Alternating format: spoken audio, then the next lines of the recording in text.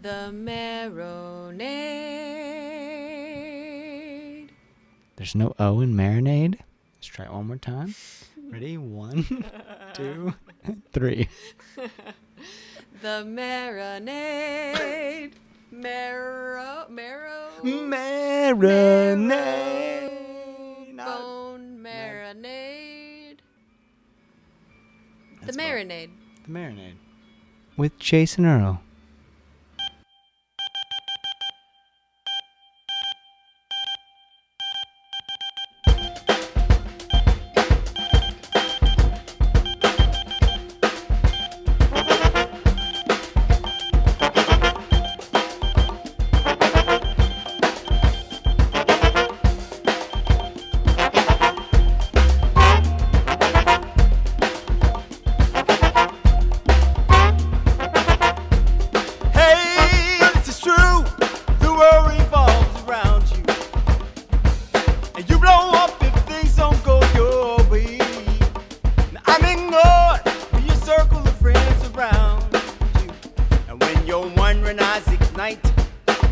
At the speed of light, I said, slow, mom, slow, 'cause you're moving much too fast, and I'm not gonna let you drag me down.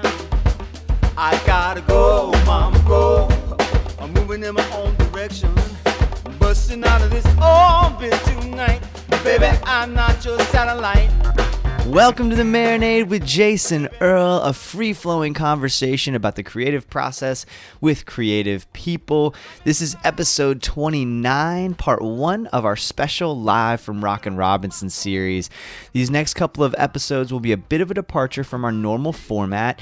We actually have 2 guests on this one. Andrew Yeomanson, aka DJ Lay Spam from Spam AllStars, and the entire band, the Savants of Soul. I had the honor of serving as the master of ceremonies for the Rockin Robinson Festival right here in my backyard in Orlando, Florida's Milk District, just a couple of weeks ago. The Milk District, so named for its iconic T.G. Lee milk processing plant, has been the place where I've lived, worked, and played for the better part of 5 years. It's my adopted home, and I'm so thrilled to have had a part in such a wonderful festival. All the bands that played are based here in Florida, many of them right here in Orlando. And the headliners, Thomas Wynn and the Believers, who you may remember from their mention on episode 28 with Hannah Harbor, and Spam AllStars from Miami, both played outstanding, high-energy sets, so much fun. And the creative force behind the latter, Andrew Yeomanson, aka DJ Lay Spam, sat down with us in the Marinade tent where we interviewed folks throughout the day. It was so cool, y'all. It was our most ambitious project to date. I'd interview an artist, talk with fans, and then get up on the main stage to introduce the next band. The experience was an absolute blast. So much fun, and I'm so excited to get these 2 episodes out to you.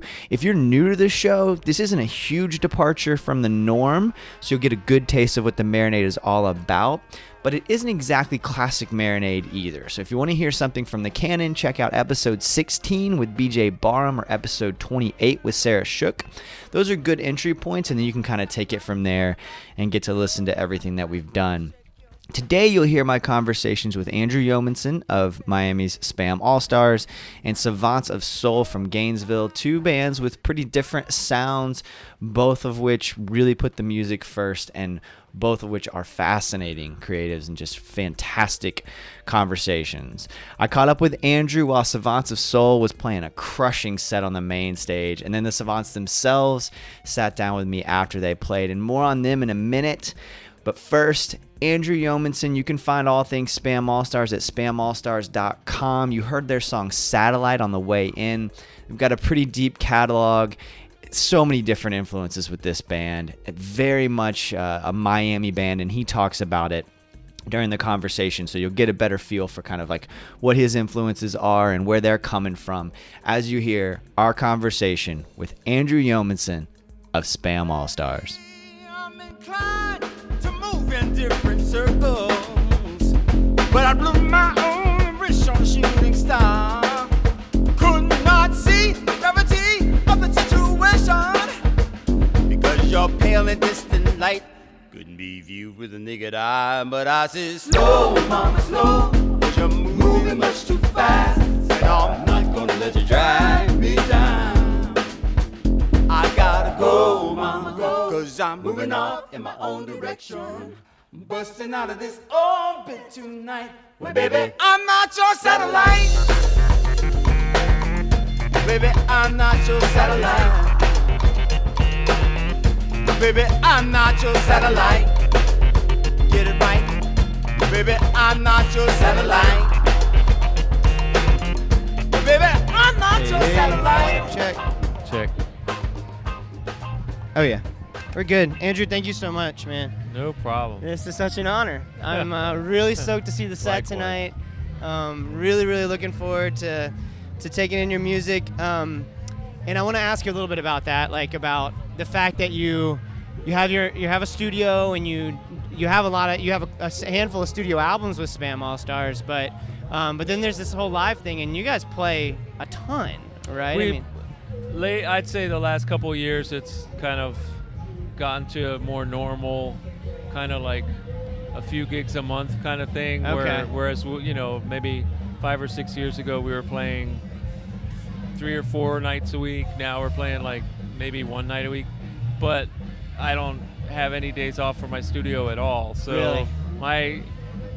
my life has changed from being a live musician to being a studio engineer, basically. And, and I'm good with that. Yeah. So that creative process is different, though, obviously, the engineering part versus the writing and performing part for your band. Yeah, I guess so. I think, as far as like as far as the band goes, we've been doing it for so long. It's kind of like it feels more fun when I'm not really thinking about it very much, and we just go do whatever gigs, and it just kind of exists now. Something that's it's there. We still get to do it. It's fun, but I'm not like, I don't really think about it very much. It's part of my life. But what paid for my mortgage and everything else. But at the same time, I'm more into the studio, definitely. Yeah. Interesting. Was there a moment where that shifted? I guess it was kind of like we were really trying hard with the touring for 3 or 4 or 5 years, starting around 2004, somewhere around there, and there was definitely a few moments where it was just like, this is just I'm not sure I want this. Wow. Because I've been touring since for about 25 years, right. And so when you're in your 20s, it's fun and it's exciting and it's interesting. Yeah. But after you do it enough times, I feel like either you really that has to be something that's like part of you that you really love, that's your mission in life. I don't feel like that's my mission in life anymore. Touring with this band, it's something I started doing because I felt like if I didn't do it, then there might not be a way to keep it going just based on our business in Miami. Yeah. But that hasn't been the case. Miami's been a really loyal place for us, so we continue to just, be able to. So if I can do a gig and be able to sleep in my bed at night, and performing is performing. I don't really care if you're doing it in front of 10,000 people or 10 people. It's kind of, in fact, the smaller crowds are more, it feels like you have a better connection when you're playing for once it gets to a point where you can't really, feel the crowd the same way. It's not the same to me anyway. Interesting. You're not getting that same energy back. I find once you get past even the small theater is probably about the biggest venue that I like. Once you get it, and we don't do huge venues. We've been lucky enough to get put on some things where, oh my God, there's several thousand people there, but in general it's a few hundred, and that feels like a good amount of people because it's just more direct, I think. Yeah. Well, it sounds like, based on what you said earlier, it sounds like place really, really matters. Thinking about Miami, and you've been there a while, and y'all have are very well established there, obviously. And then, of course, you grew up all over, right? Yeah, when I was growing up, we moved about every 2 or 3 years. We sort of bounced around a lot, but I've been in Miami for 29 years now. Oh, wow, okay. So that's interesting. Like, Did you just find your spot where you were like, this kind is of. it? I have, I decided to really focus on music when I moved there, and so that was kind of where I got on my path, and there was just, I found it like I just kept delving into the, different musical avenues that Miami, has, and record collecting, being part of that, and then just being able to play with musicians from all over is pretty interesting. Was that record collecting bug something that you got when you were growing up? Yeah, I started collecting records. I'm honestly 5 years old. I mean, I had a record player from about 4, and then I only collected Johnny Cash records until I was 12, and then I started buying other stuff, and then now I like anything interesting. That's great. Yeah. I don't think that I expected you to say you started off with Johnny Cash necessarily. Yeah, he was my biggest hero. All my heroes were basically musicians when I was growing up, but he was like the dude. Yeah. What is it about him? Like, what is the universality of him? It seems like no matter who you are, what walk of life you're from, people love him. Yeah, because he's a sincere artist, and I think that that's something that people, even if they're not fully aware of an artist's, scope, I think sincerity has a way of, people sense that. So that could be it. For me, it was like I was a kid, and then there was just all this songs were like stories, Yeah. And there was and the records the first 2 records I had were the prison records, the Folsom Prison record and the San Quentin record. Yeah. Those were the first 2 records that I ever had. Yeah. So those records, I mean, imagine to give it to a 5. I was listening to those things over and over and over. And I would stare at the covers. I would I was obsessed with it. I have a very similar story. My grandmother had Live at San Quentin, and I would just wear it out. And that fact that he plays San Quentin. Boy Named Sue. He plays. And then when they sing that song and they go crazy, that's the craziest sound of that record. Yeah. When he plays the song San Quentin, I hate every inch of you. And then people go fucking nuts. You hear the crowd, and it's like the most insane response. And then it gets scary because you're thinking, then the guards, everybody's just like, oh my, this dude could really start a riot. Right. And it's there, it's recorded, So I think, I don't know what I felt, but I connected with that when I was 7? a kid. Oh yeah. Well, he had to on the record. He sings the song twice. Yeah, back to back. Screaming. Yeah. They just do it twice. Yeah, it's amazing. Are there other artists that you feel the same way about? Or artists that authenticity just comes out? I mean, Zappa. I'm really so many. Fela. There's a lot of true artists out there. So and a lot of jazz cats. So yeah, I think it's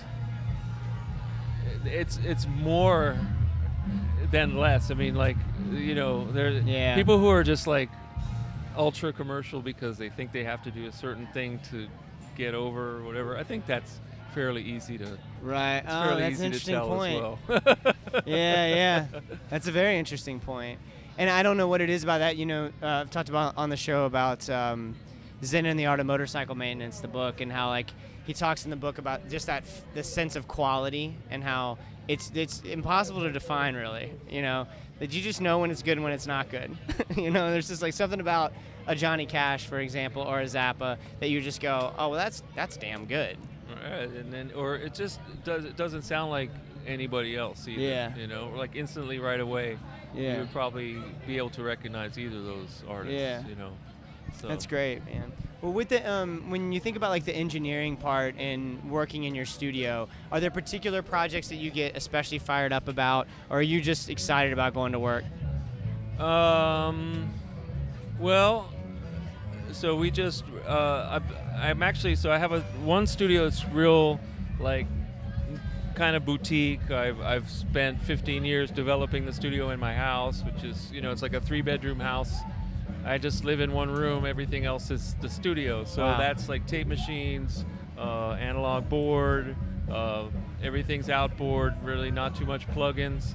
And so that place I've kind of gotten to as far as I can go as far as the equipment. So I actually started a second studio in a bigger building because my main thing was like I was running out of space for certain types of things in my house. So in the new studio we did last week, which I'm like super excited to have a new space. Yeah. And it's kind of like a little bit more lo-fi. It's still like very high quality, but it's the board isn't as good as the board I have at home. The tape deck is just a little, it's a 1-inch 16 track, whereas at home I have a 2-inch 16 track. So it's, it's a little bit of a compromise on the gear side, but then we have a big space that we can have like larger groups or whatever. So our first recording was 2 weeks ago there with this Miami band called the Smoogies, and they brought this trumpet player from New York called Nicholas Payton. So I was really excited about that recording being the first thing in that space. It's usually like when it's kind of something new, something that feels special, but whatever it is, I devote myself to it entirely, and it's, whatever, it's the most important thing to me, whatever I'm working on that day. Now, Wow. I'm easily diverted. Whatever's the next day, that's what I'm focused on. So if the guy's calling me from yesterday, it's like, oh, I need a mix. It's like pulling me out of whatever I'm in. So I really find like most days I'm just totally just kind of like dealing with what's right in front of me, and I'm happy to be immersed in that. Okay, so you are, because you feel like a person who's incredibly present. Like in this conversation, I feel like you're very present. Is that not? Are you just faking try, it? no. That's really cool. Is there something? Do you do work on that? Like, do you meditate or anything in particular? I try not to be like on the phone too much, and then other than that, there'll be several points through the day where I'll just lie down and just be quiet for a while. Oh, I cool. wouldn't call it meditation because I'll almost pass out, but I don't really sleep. So Yeah. it's like I couldn't say it's as disciplined as true meditation, but it's Right. like just like a quiet, try to shut the brain off or just focus out for a while. And if I can do that 3 or 4 times in the course of a day, then I can kind of keep going. And I'm easily distracted, just like anyone else. Right. Well, and it's increasingly hard, of course. That's great that you try not to be too hooked on your phone. I struggle with it sometimes. I'm pretty good about I just leave it at home a lot. Yeah, it's good. And that way there's no way I'm not worried about it. And then I'm super present. Yeah. But at an event like this, for example, I'm doing a million things, and so it's funny how we used to do these things without phones, no Of course. problem. Yeah. And now I feel very much beholden to the phone. Well, try having a beeper, and then you're getting beeped, and then you got to find a quarter, then you got to find a payphone. It's okay. I think it's convenient. The cell phone's convenient. Yeah, but, I guess we're better off. We just have to have the discipline to. Exactly. I just have one more question for you, and that's when you're doing the live show, and you guys are gonna play later, and I'm stoked, man. I can't wait. The vibe here is already pretty good, so I think this fits you guys. I think it's gonna be really, really cool. Do y'all go up with a set list, or are you just jamming? So yeah, we don't usually have a set list. The people, there's one newer member who's the flute player up there tonight. Mahela Herrera is her name. She's excellent, but she's newer, so doesn't really get. Most of the guys in the band are able to pick up on what the next song's going to be in the transition between the songs. There'll be like some type of a lead-in little beat or something. Yeah. So that's how they know where we're going. And but yeah, I prefer not to really there's definitely, like, we kind of stay on tempo. So whatever tempo we start at, we'll kind of move like incrementally up as we go. So, I'll kind of like gauge the situation. If it's like a super mellow thing, we might start really down tempo, or if it's like a really boomy place, maybe. But otherwise, yeah, we'll probably start with something mid-tempo, and then we'll end up, a little bit faster by the end, and that's about it. I mean, there's some songs that naturally we tend to play back to back just because of how they're structured. Yeah. But yeah, we don't usually do a set list or anything, That's cool. I like it, and I'm excited, man. Cool, Thank you man. so much. Awesome. I really appreciate your time. Awesome. Dig it. Cheers.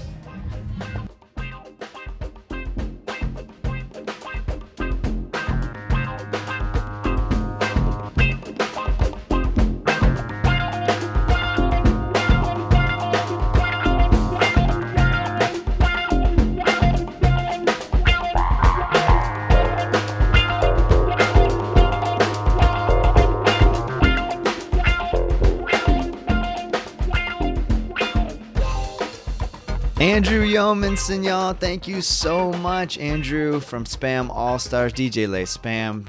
Thank you so much for your time, Andrew. Thank you so much for your attention. Thank you to everybody involved with Spam AllStars. The set that they played later was so much fun. Really had the crowd involved, and it was super fun to get to introduce them. Such a big name and such an exciting group of individuals, incredible musicians that know exactly what they're doing. They know their craft, and they do it well, and it was just so much fun to get to talk with him, and I really appreciate how much Andrew opened up during that conversation. I learned a lot. And I tell you what, I could talk Johnny Cash every single conversation if it really came down to it. We're not done, though, on this one, y'all. We've got Savants of Soul as well. So you heard them in the background while Andrew and I were talking. I only knew them by name prior to this festival, to be perfectly honest with you, but they blew me away with their retro soul influence by an amalgamation of different influences: punk, hip-hop, jazz. There's just so much that comes through in their music. Their live set is an absolute blast, and so was talking with them. I really hope you enjoyed this conversation half as much as I did. Keep up with all things Savants of Soul, including more about the really exciting news that they revealed during this conversation at savantsofsoul.com. Ladies and gentlemen, the Savants of Soul.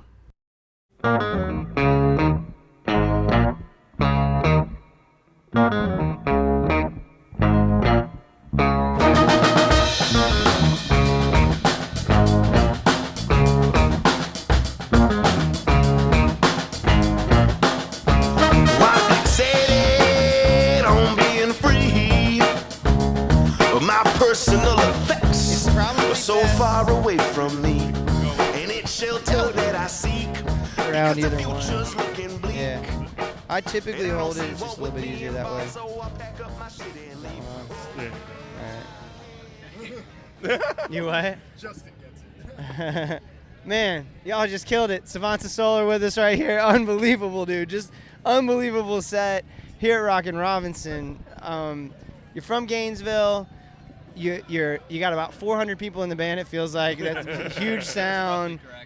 What does that creative process look like? I mean, yeah, sometimes it takes a bit, but we've been doing this a long time, so we definitely have a chemistry that, that makes us able to, we're able to just get it done. That's fantastic. Can I curse? Get shit done. You can say shit, fuck, whatever you want. Yeah, we get shit done. We're hungry now. Yeah. We've been doing this for a long time, and we're at it. We want everyone to be listening to Savants of Soul. That's awesome. Thank you, Justin. Yeah, the collaborative process is, or the writing process is really collaborative in the band, which is great. But it means sometimes we write a song in an afternoon, or sometimes we write a song in a year and a half. It just happens how it happens. So does somebody come up with an idea and then bring it to everybody else, or are you sitting in a room? Yeah. What does it look like? Usually someone comes up with an idea, whether it be like some chords and some lyrics, or like a cool riff, or even sometimes we'll just be the beginning of practice and jamming, and someone will be fucking around, and then Alex on the drums will be like, oh, that sounds cool, I'm gonna play this beat under it, and then things take off, and that turns into a song.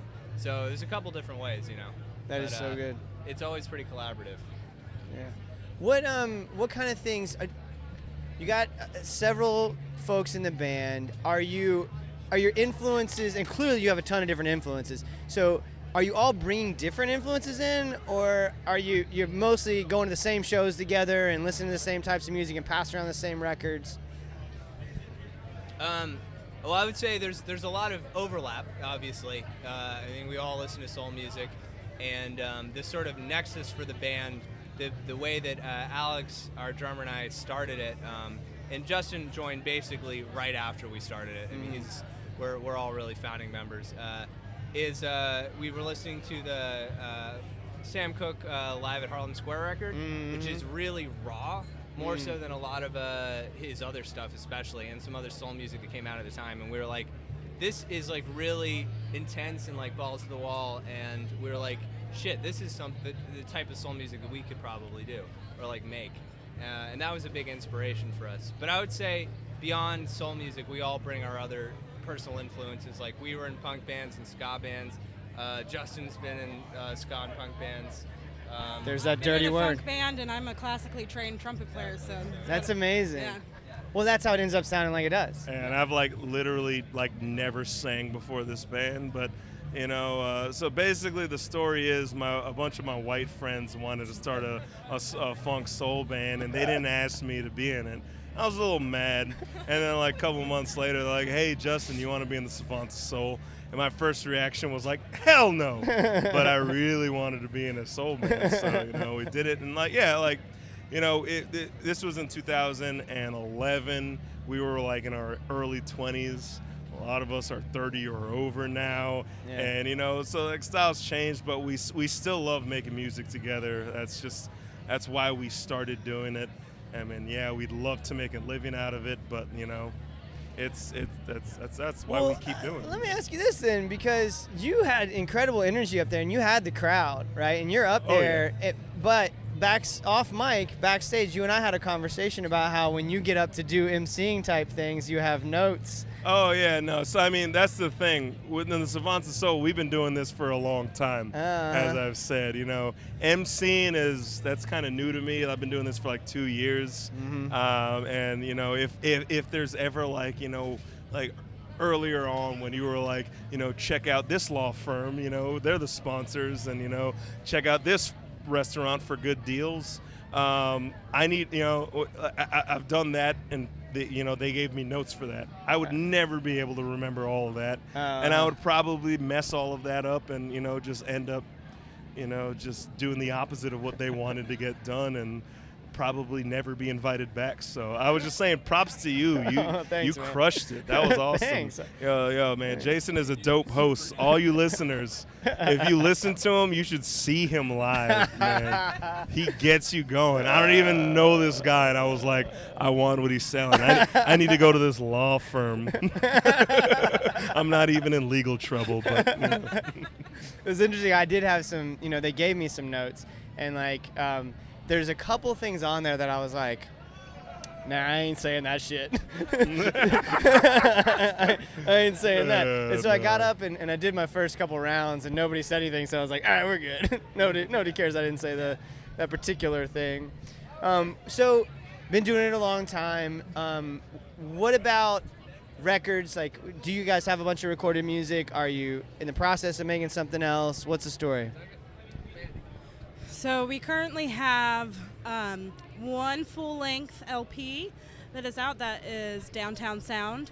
Awesome. And we also have an EP that is like 4 or 5 tunes, and that one is called Sunday Best, which is our most recent release. But we have a lot of really cool stuff coming up very soon. We've been working a lot on some new writing projects, and we've got big plans for this summer. Am I allowed to talk about that? Yeah. Can I? Okay. Dope. So I'm gonna open the bag. Okay. Nice. Marinade exclusive. Let's go. Yeah. Nice. So we have our official invite to go to Muscle Shoals, Alabama, and record at Fame Studios this summer. Up. So we're going to be there for, I think, about 2 weeks, and we're going to lay down as much as we possibly can while we're there, and we are so stoked. That is amazing. We were We're super excited to get over there. It was a total like Hail Mary to try and get that. And Rodney Hall, who's Rick Hall's son, who now runs Fame, was like, yeah, well, I really like what you guys are doing. We'll work with you. And I was like, holy shit. And it's just been like a dream come true. That's incredible. Yeah. Also, we'll be recording all live and all analog. Which is how we did our last set of recordings for Dead Man Running, our single, which will be released next month, actually. So be on the lookout for that. That'll be our first set that we recorded analog. And it's tougher, but I really like that it stretches us, and I think the sound is closer to like the sound that we have on the stage, which is really what we're going for. That is fantastic, man! I'm so stoked for y'all. That is so cool. It's gonna be exciting. Also, not only the recordings at Fame Studio, watch out for the documentary that's gonna drop, because I don't know, I'm filming everything. I want all the nitty gritty, the dirty stuff. You guys are about to get the behind the scenes Savants of Soul, all the dirty stuff. Oh, I can't wait. Have y'all? Hours of us cooking eggs in the morning. Yeah, man, that's all gonna be. Mandy yelling at them to pick up after themselves. Yeah, no, that's good. Have y'all been to Fame before? Have you been to visit? Never. It is. I'm so excited for you because I've been. I mean, I haven't done anything there, but doing a tour. But like, they're so cool about it. They act like nothing happened there. I mean, they know what happened there, you know. Yeah. Like, they're just so chill about everything. It's crazy. Like, talking to Rodney on the phone, like, and I was just like, I was blown away that like he was even talking to me and that we were doing this thing. And he was like, "Yep, hey, this is our equipment, and we'll do this. And you guys want to use our horn players?" And I was like, "No, we got some." He's like, "That's cool." And he's like, "Yeah, we got like 4 B3s and a bunch of whirlies from the '60s, you know." And you know, he's like, "What sort of sound do you want?" And I was like, "The one that you guys invented." And he was like, "Oh yeah, well yeah, we can do that." And you know, God, it was just crazy. And I was like, "Do you have a clav?" And he's like, "We'll get you one. If you need a clav, we'll get a clav." Oh my God. I was like, it's just nuts. Yeah, we went to visit. My partner Chris and I went to visit, and she's a singer, and she was in a soul band, and so we're there. That's how we met. But we're there at Fame, and they let her just sit at Aretha's piano and play a little bit. I'm like, what? Man. What? That's incredible.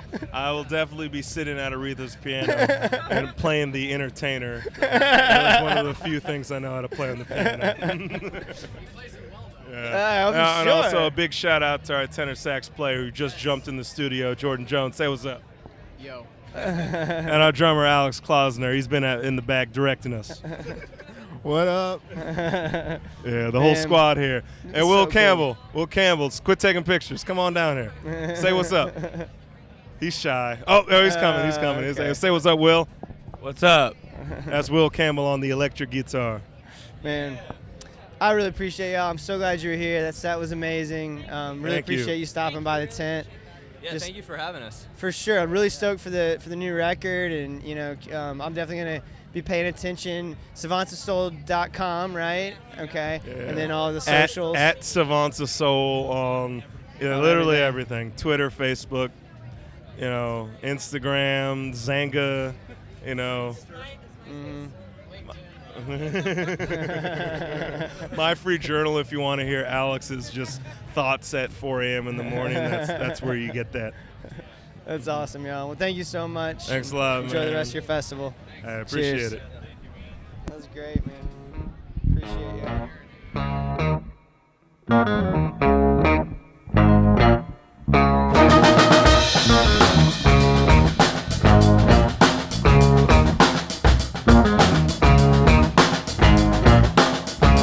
Why fixated on being free?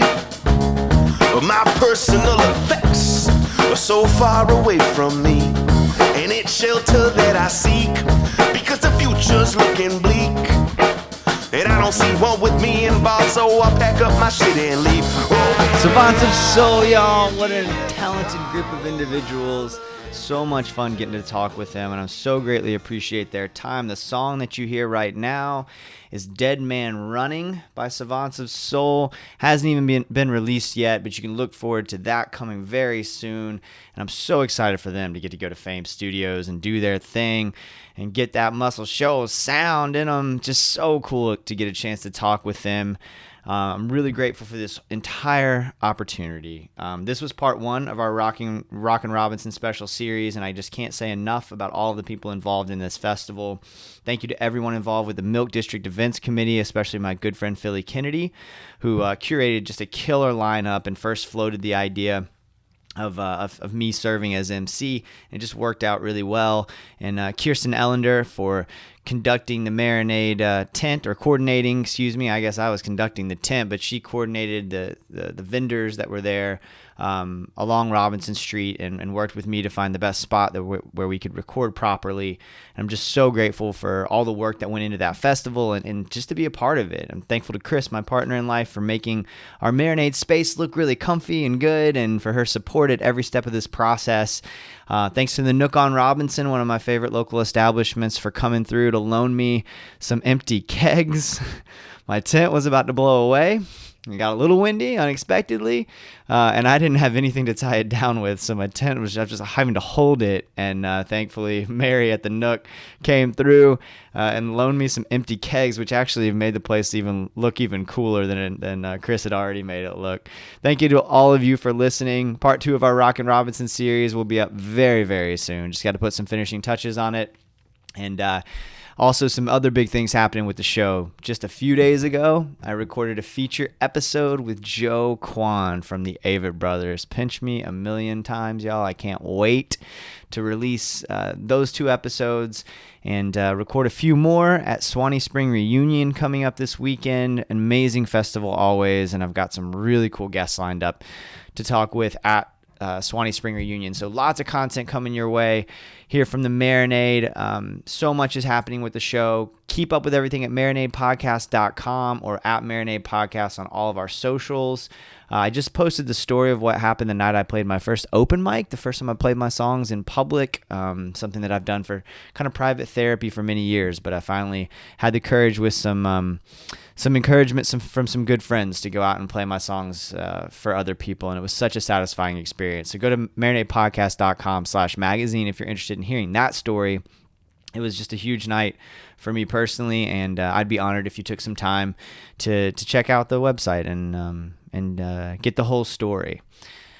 Now, this is normally the time for our What I'm Getting Down On segment, where I talk about the books, the films, the music, the podcast, whatever art is inspiring me at the moment. And that segment will return after this run of special episodes when I talk with Joe Kwan. So when I get to Joe Kwan, I'll have a lot to catch you up on in terms of what I've been getting down on recently. I've been very inspired to write and to read and to do all the things that I really appreciate and love and that help me grow into a better person. Thank you all so much for listening. Again, follow us on Instagram, Facebook, Twitter, over at marinadepodcast.com, where you can see some of my writing and my photography. Give us a rating on your podcast app. Subscribe wherever you consume podcasts. And if you really like what you're hearing, consider becoming a Patreon patron. We have such a cool community where we interact very personally. I'm actually about to record an episode that's directed toward a specific Patreon patron. So it's a very personal way to interact with the show. And if you like what we're doing, for just a few dollars a month, you can gain even more access and a more personal connection to the show. Again, Savants of Soul, Spam AllStars, Andrew Yeomanson, DJ Lay Spam. Amazing episode, and I can't wait for y'all to hear the next one from Rockin Robinson, and then of course my amazing conversation with Joe Kwan coming up. I love y'all. Thank you so much. Go out there and create something today. Cheers, y'all.